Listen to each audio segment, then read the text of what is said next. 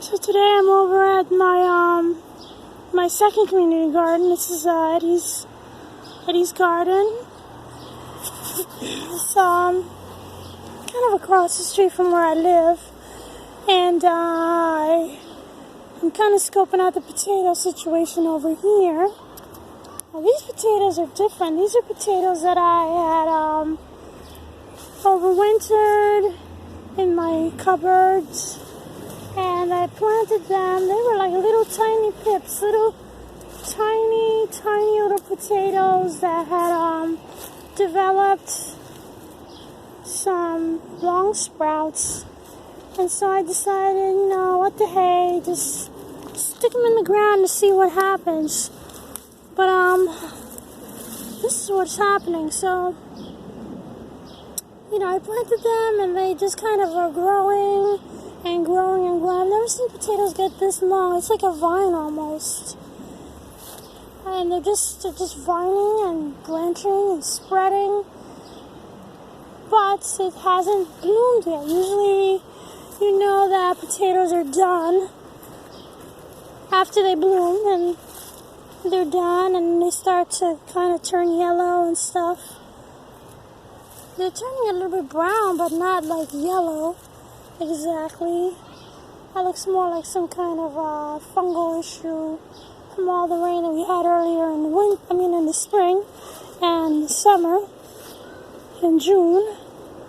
Anyway, I don't exactly see any clear indication that it's time to dig up potatoes. I don't want to just dig them up just to dig them up.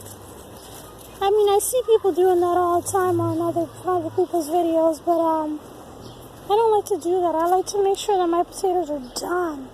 I like to know that they're toast, they're yellow, there's like no growing anymore. I like to see them brown, actually, not just yellow, but brown, and crispy. But these are just growing. They're just growing and growing. And there's these turnips that I planted in between, expecting that by the time the potatoes are done, turnips can take over and they'll keep growing. These are like golden, I can't remember the name, golden turnips, let's say. They're yellow, so they're supposed to be actually sweeter than the usual. And I thought I would try those because I don't like turnips in general, but they say that the yellow ones, the golden ones, are sweeter, so I thought I would try that. But it's supposed to be a big turnip, and I think it's going to take a long time. I don't really see any kind of development of any kind of sizable root there. It's probably going to take a while. Meanwhile, look at this corn. This is Martian Jewels. This thing is tall.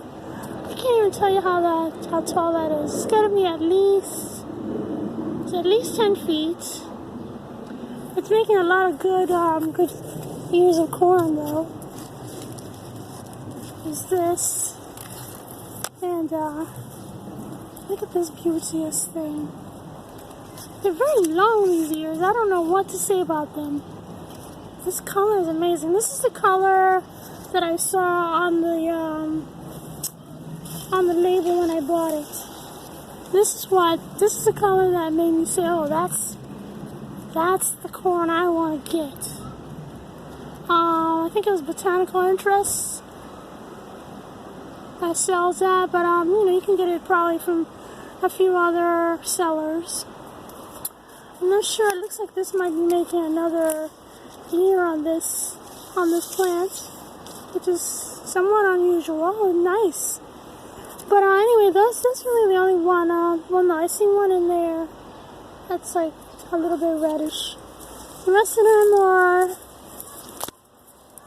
here's one. But most of what I'm looking at is like this, just the typical green. There's nothing wrong with that. But anyway, the corn itself is just white, so I think it's got a little tinge of maroon on it. don't think this corn is going to be ready for at least another week, which is fine. I can wait. Anyway, it just looks so marvelous. Meanwhile, I have all this tomato situation going on over here. These tomatoes, I can't seem to keep up with the tying. They're just always flopping over, and like this over here. Just always flopping over. I gotta tie these up. Anyway, I'm really not over here as often as I would like, but yeah, there's some more flippy tomatoes, flippy floppy tomatoes. Over here, this looks like tomato hornworm damage. But you know what? I'm not really worried about it. I was kind of looking for... Oh, there he goes. There he goes. I'm not going to worry about it because I bet you that before long, not before long, that guy's going to be covered in little parasitic wasp eggs. So, you know, and again, I think I mentioned it in another video that, you know, if we don't allow these little people, these guys, to survive and do a little damage, I mean, because this isn't really that bad, and tomatoes grow like crazy. They'll make those leaves up again before 2 weeks are gone. Long before this guy is gone, this will be rebushed all over the place. So, but yeah, if this guy's not around, then the wasp won't have anything to feed on, and I won't have my beneficials around when I really get an infestation. But I never have. I haven't ever really had an infestation.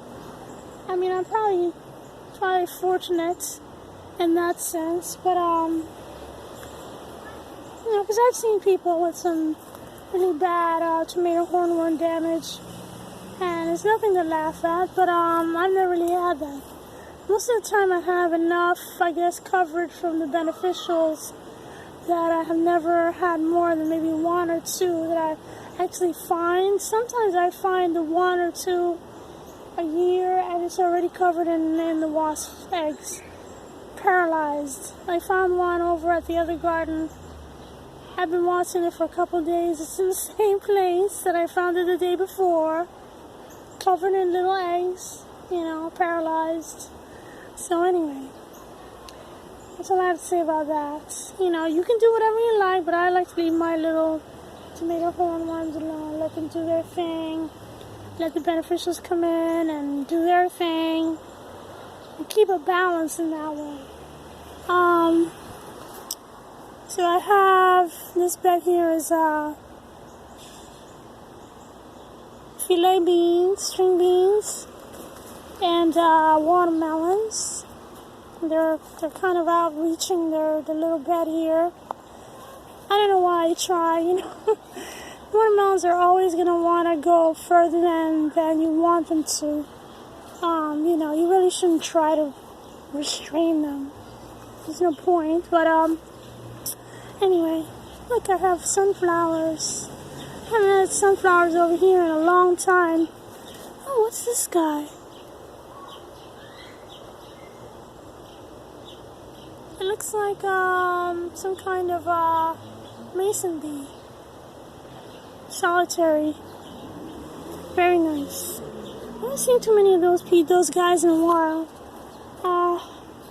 Anyway, it seems like every time I'm out here filming a video, it's about to rain. And not just rain, but thunderstorms coming. So, I saw some cars going down the road right here, and they're wet, coming from wherever it's been raining. So I guess it's just down the street, so I probably should leave and spare myself the terror of being nearly electrocuted by a lightning bolt. So, but you know what? That's a good one. No, it's not a good thing to be electrocuted from me, but It's a good thing when you have lightning because it makes fertilizer from the sky. I'm gonna put a link to my video that I made last year talking about that. Basically, lightning. When lightning strikes, it causes the molecules in the air, the nitrogen molecules in the air, to become oxygenated, and then they come down in the rain and they make fertilizer, which is readily available for plants, which is fantastic. It's amazing, amazing nature, the way that God programmed it. So, alright, I'm on my way back to the house, so thanks for watching.